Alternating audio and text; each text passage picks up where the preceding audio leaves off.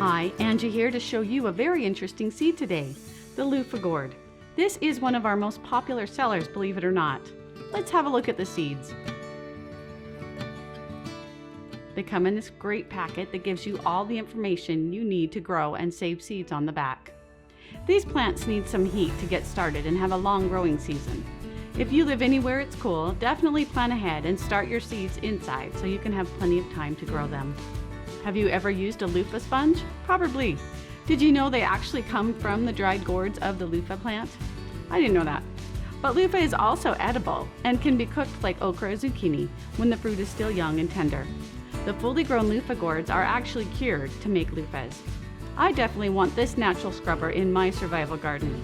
I love that they're all natural, nothing plastic or toxic to worry about at all. Once you're done with the loofah, just compost it. Green, natural, and simple. Get this great addition to your survival garden. I hope you try it out.